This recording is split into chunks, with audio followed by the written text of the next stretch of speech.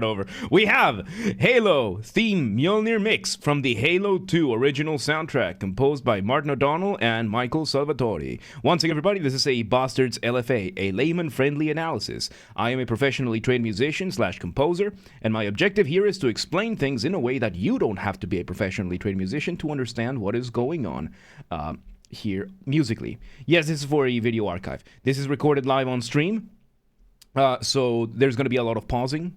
And I'm going to be explaining things as I pick them up. And of course, this is all recorded in a single take, so I might stumble upon my words here and there. So if you're watching this on the video archive, make sure you are following the channel, subscribing, whatever term you want to use. Like the video, share the video, all that good stuff. So with that being said, let's get started. Halo theme Mjolnir mix. Let's go.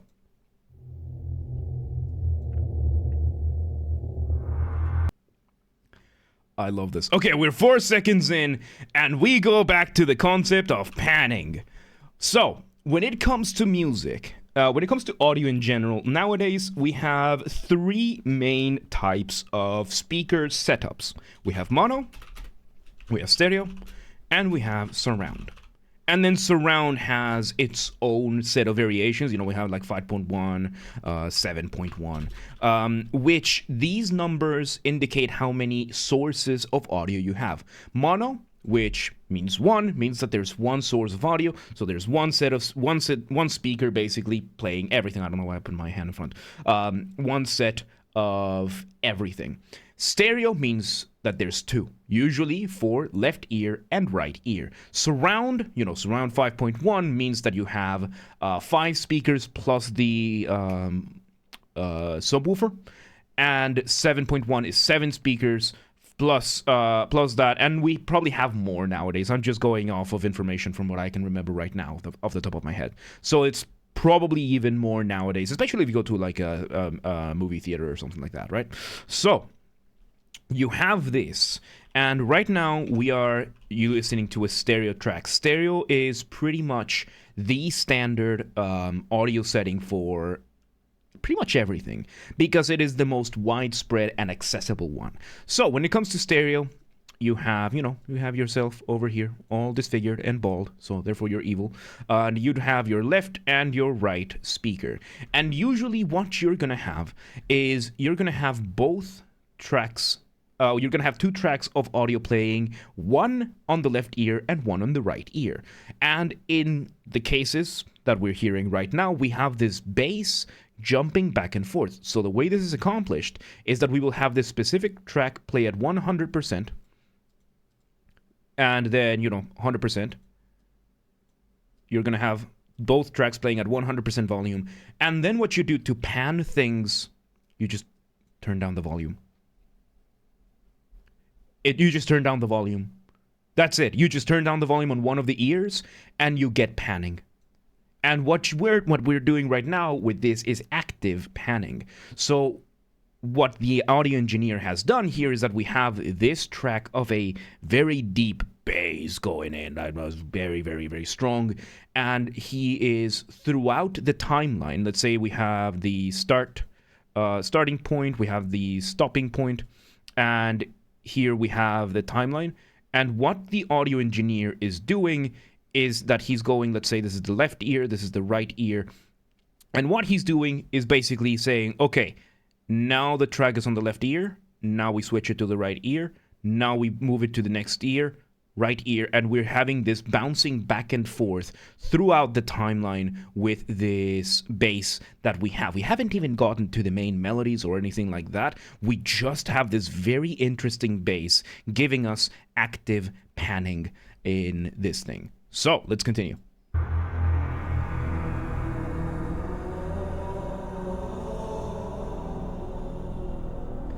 And there you have it. As soon as the bass settled in, we had like this massive gong playing in the background. Very, very powerful.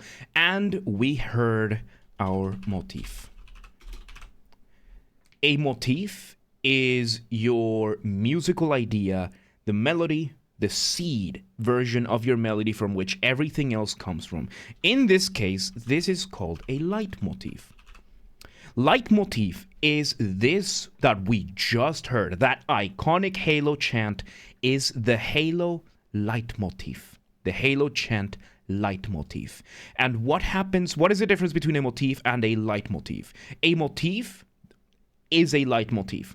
Not every leitmotif is a motif. Like they are every motif is a leitmotif. Not every leitmotif will be a motif. Kind of thing.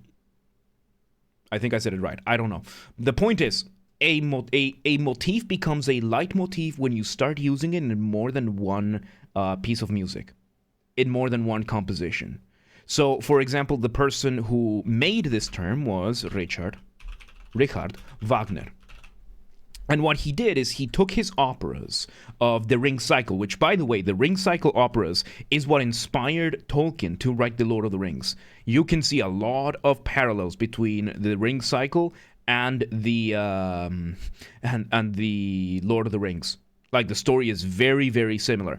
If you're brave enough to sit through 12 hours of opera, because it's 4 operas, 3 hours each.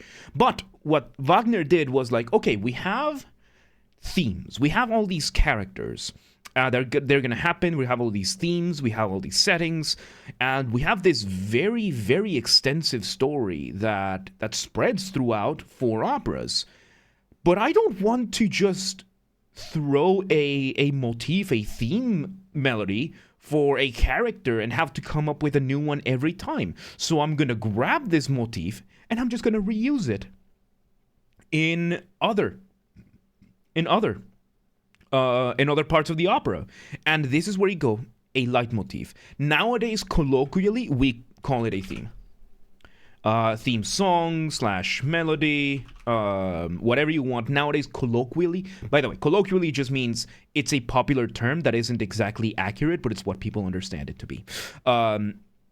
So we know it as the theme, right? The Halo theme. It's this chant, but it's not the only one that we have, so it's one of the Halo leitmotifs that we have. So just wanted to let that out there. Let's continue. The symbol, really cool.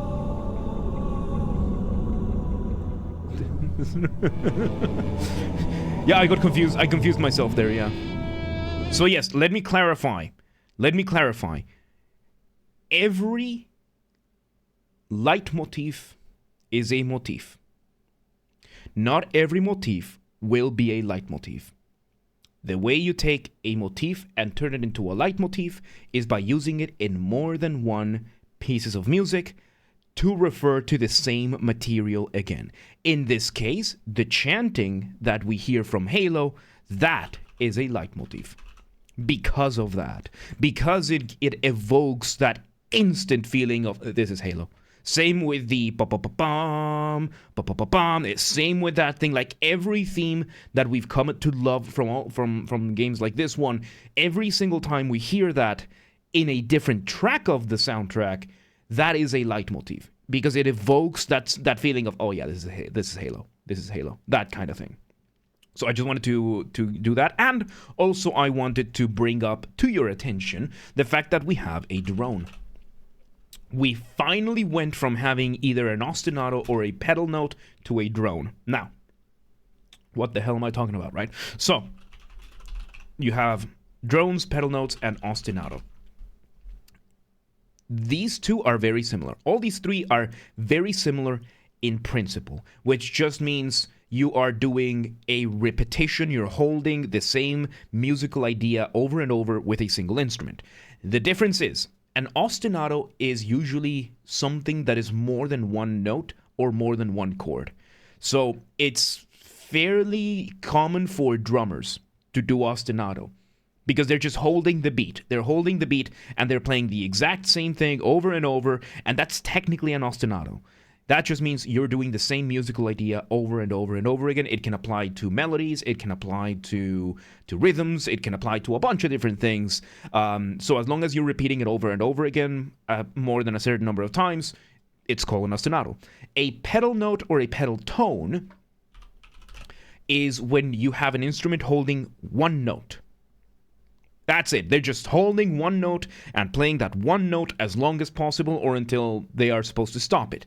And a drone is usually when you hold a simple chord and you keep it.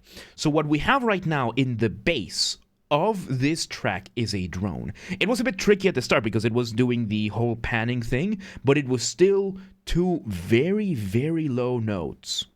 Very, very low notes being held together. All crows are blackbirds, but not all blackbirds are crows. There you go. That's a good way to put it. That's a good way to put it. Thank you.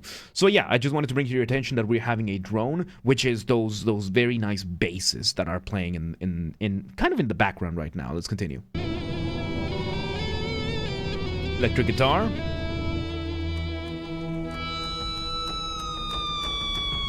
Oh, that's a really cool transition. We bring in those.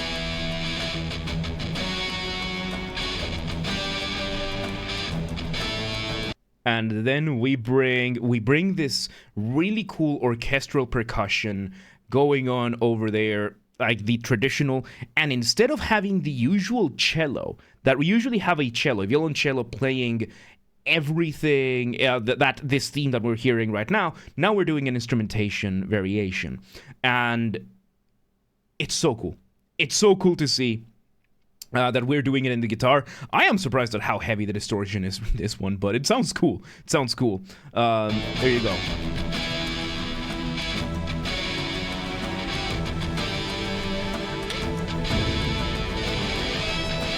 Okay, really cool. We're having also in the panning, we have the lead guitar, the rhythm guitar doing the motif. This like second leitmotif of Halo, and we had a little synth on the left ear, a little bit more faded away, doing a little bit of counterpoint.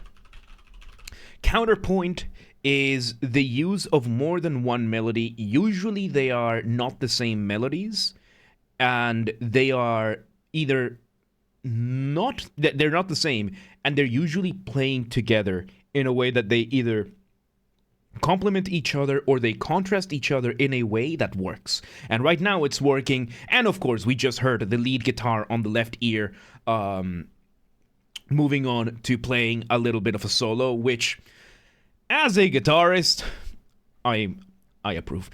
As a guitarist, I approve. But the other thing here is the risk of panning. The risk of panning your music. Let's bring you back here, all bald and deformed. And here we go. We have the left ear and the right ear. And the risk of having tracks playing 100% on one ear and 0% on the other one is, if you are somebody that lives with people, chances are you take one of your headphones off. And therefore, you're not going to be able to enjoy the whole thing. Of course, this can also always be amended by switching your setup to mono, but not everybody's going to know or bother doing that. So it's a risk. I'm not saying whether or not it's a good or a bad thing. It can just limit some people from enjoying the track in full. Let's continue.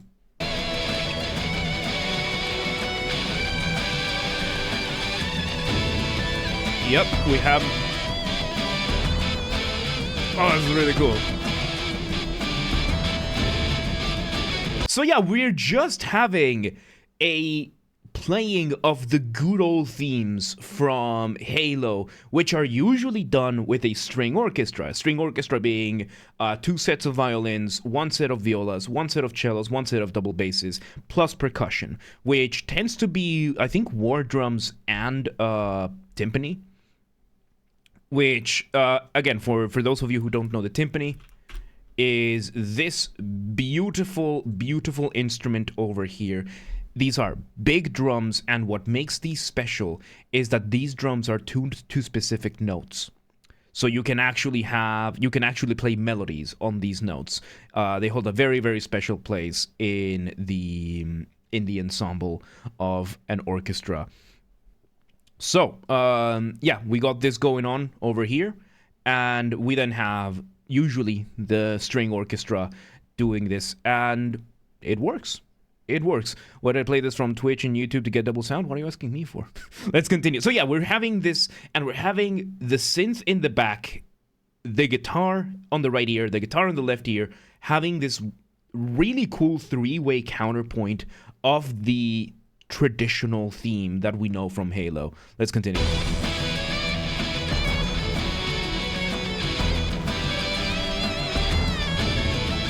Oh, I think in the background we have strings, string orchestra. Yeah, on the background we still have the string orchestra. I thought they were playing instead of the string orchestra. They're just playing on top of the string orchestra.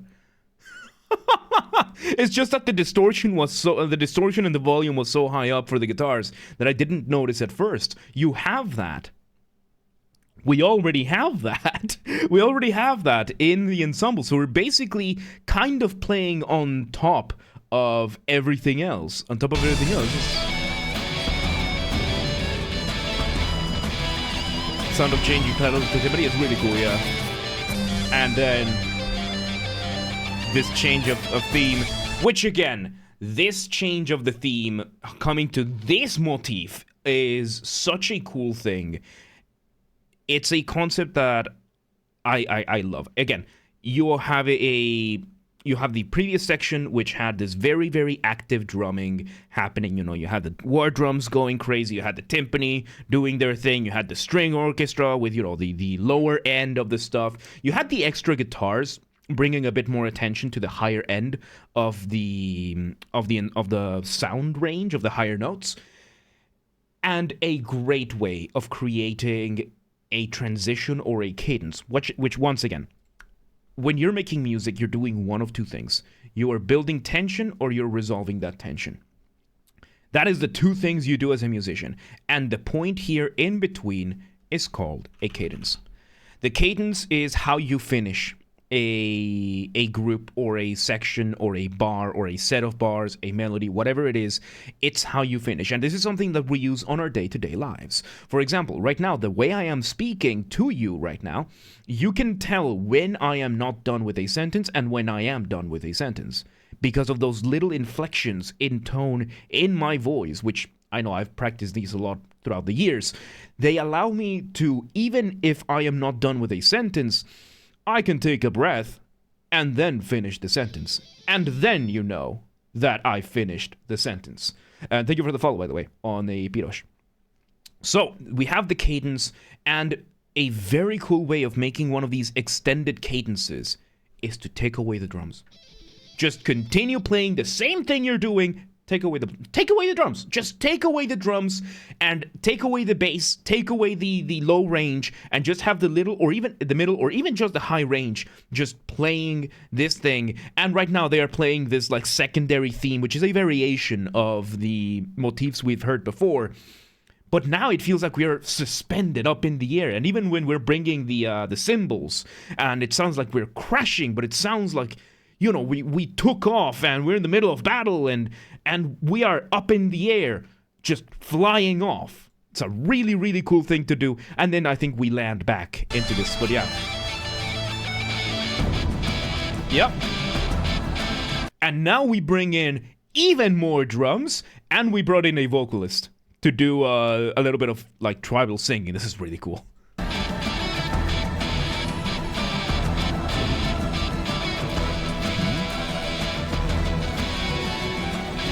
Ooh, very cool. We took away one of the guitars, the one that was doing the lead, with the solo, and we just turned up the violins. They're playing the same melody that guitar was playing, but because we have engaged in the art of orchestration.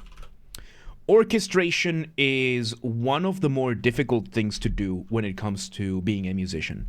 Because orchestration is the art of giving different instruments the parts to determining which instrument gets to play what.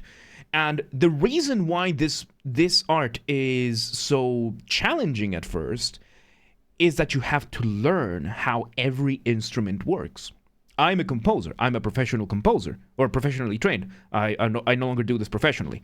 But when I did, I had to understand, when I was studying, I had to understand how a violin works, how a viola works, how a cello works, how a double bass works, what the differences are in between, what their ranges are, what practicalities and impracticalities there are, what is possible, what is not possible. Same thing for the entire orchestra: flutes, oboes, clarinets, bassoons, trumpets, trombones, tubas, French horns, timpani, piano. Every single instrument in an orchestra, I had to learn how they work, why they work the way they do, and how and what sound they can give me, and what is possible for the players to play. Because you can come up with all sorts of interesting things, but if you give it to a player and the player says, "Well, I can't play this. This is physically impossible," then there goes your work, right? So the study of orchestration is a really, really fun one, but it takes quite a bit to understand. And right now, we had a very subtle change of orchestration. We went from electric guitar to violins. And it gives you the tone, the timbre, and everything, the change on it, which usually in the original version of these tracks, it was just the violins doing this thing. But because we just had the electric guitars doing this, now we have this really cool dynamic of the old and the new, and of course the sound of the violins being very, very majestic, very royal in a sense. That just gives us that extra bit. And the game's played in the demo, the ending credits, and in the Metropolis, where you... Oh, nice. Let's hear it. We bring the guitar back in.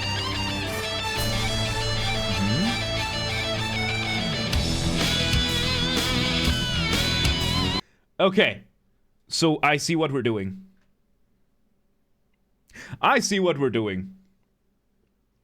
Structurally speaking, this song is a simple binary. A simple binary is when you have... So we had an intro with the chanting. Then we went into section A, the first part, and the section B, which is... the suspended up in the air.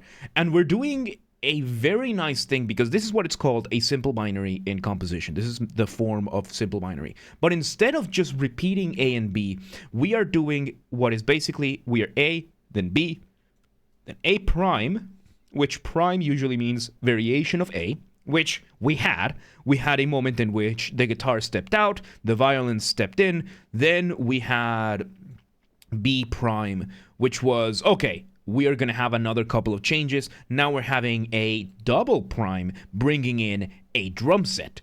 And I'm pretty sure we're going to go have B prime. Oh, that's an A. We're going to have B double prime, which is just, I love this, because you're just adding more layers, more variation into each repetition. So you're not hearing the exact same thing, but you kind of are. Well, Blind, how do you see? Well, what are you asking me for? I can't read. And now you have the guitar improvising a solo or playing a solo with this really cool drums. So now we went from that really cool tribal-esque sound that we went at the start with the traditional Halo sound, and now we're in a rock band. We're jamming out. It's badass. And all these guys had to do was put a drum kit. Just start playing a drum kit. Replace the orchestral percussion with a drum kit. And there we go.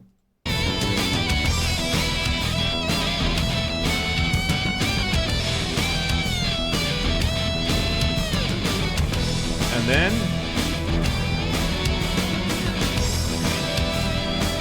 there we go. A. With more variation. Really, really cool. And up. No. We're extending this one a bit more. And there we go.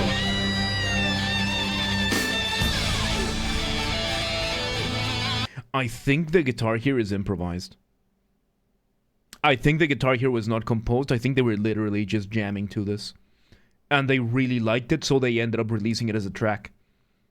That's the impression I'm getting. Like, it's really good improvisation, but it sounds like improvisation. The only difference, the only thing I would do is I would put a little bit of reverb to the guitar. Reverb is basically adding an echo to the guitar. Very slight one. The tone is a little dry, and it clashes a little too much with the orchestra here. It's still really good. Like, the contents of the melodies are really, really good, really fun. But yeah, this is to a simpler extent what I do in the jamming shreds. Except, you know, these guys know their track really well, so they know a lot better what to do. But yeah, this is really cool. This is really, really fun to see this.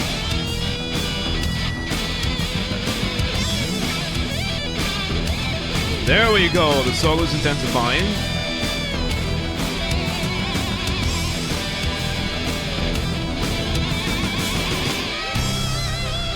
Yes, so right now we have entered the realm of jazz theory with this, where we are playing, we're no longer using the terms of prime or anything like that. We are using what structurally is known as a lead sheet. Not lead sheet. A lead sheet is a very simple way of writing music. It's a very, very simple way of music notation.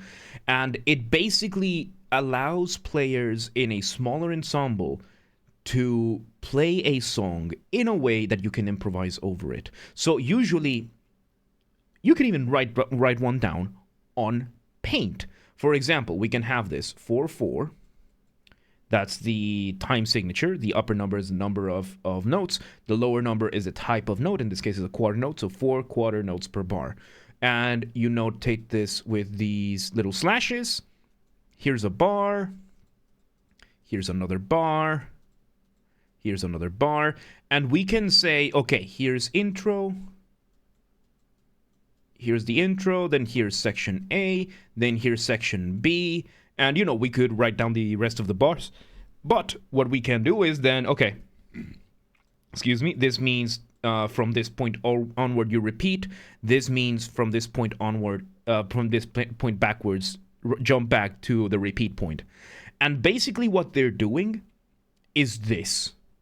And each time they repeat, they are saying, okay, now we're going to... so in the second time we do this, in the second time we play it, XYZ instrument is going to play. Okay, this next repeat, guitar is going to have a solo for 2 repeats. And that kind of thing. It makes notation, it makes jamming really, really easy for music notation. And I can show you how simple it is, because if I pull out Boss lead sheet, let's see. So usually you will see very, very simple. Here's the melody for Blue Bossa. This is what the sheet music looks like for Blue Bossa. And you can literally replace every single note here for those slashes I did, and the musicians would be able to understand what is going on here. Like, these are the chords that are happening. And then you can say, okay, so when we repeat here, like we do repeats, okay, we play through the whole thing, and then instead of playing the melody, everybody's going to play the chords, and the first time repeating, the guitar is going to have a solo, then the saxophone is going to have a solo, then the piano is going to have a solo. Each one of you gets a repeat, and that's it. And that's it, right? So it's a very, very simple way of notating things, and it kind of is what this is coming across as, because it's a lot of these sound very improvised from the guitars in a good way. Because it sounds like they're just having a lot of fun. Let's continue.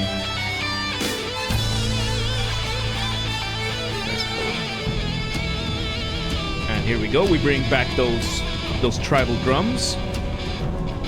We intensify that synth with the voices, because we're going to approach the outro.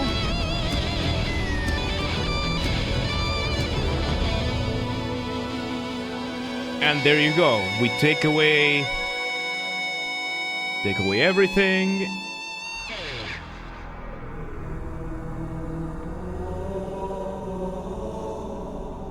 We bring in that initial theme once again. So yeah, this is very palindromic in structure, because we did a bunch of the A-B repeats, but we are starting the piece the way we are. We're ending the piece the way we started it, because it started this exact same way.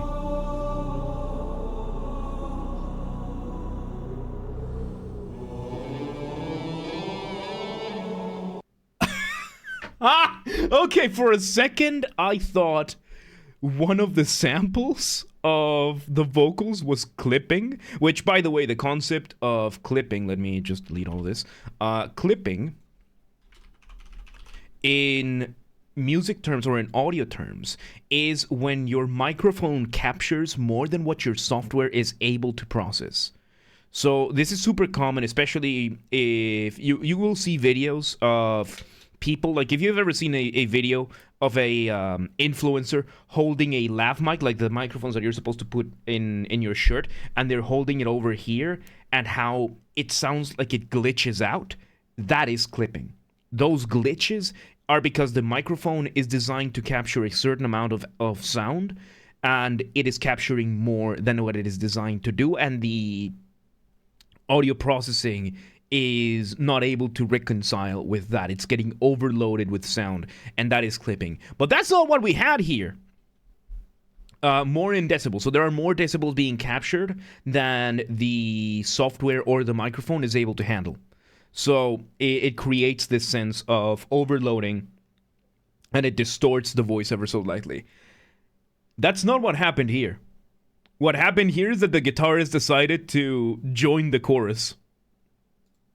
When you record a concert on your phone, yeah, that's another good way, yes. So yeah, you can hear that guitar.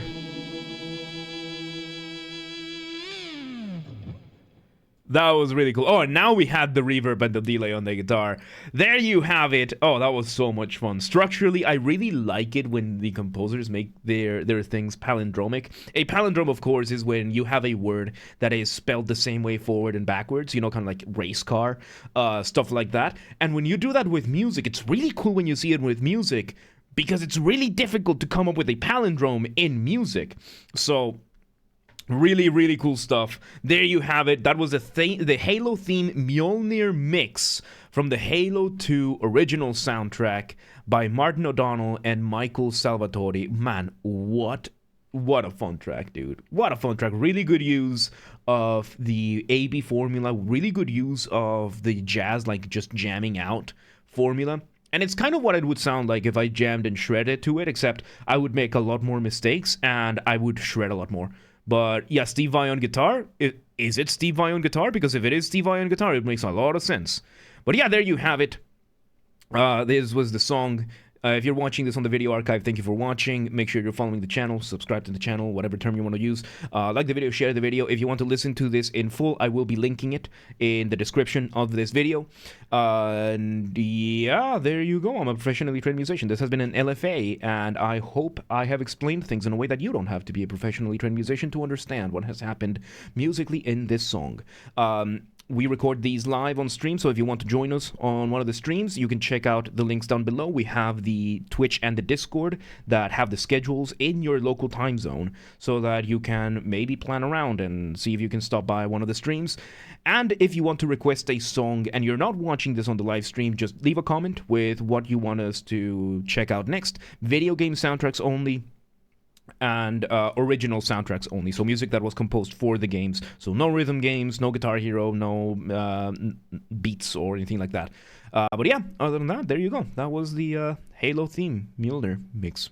Really, really good stuff. Really good stuff. It was a lot of fun. But yeah, let's move on.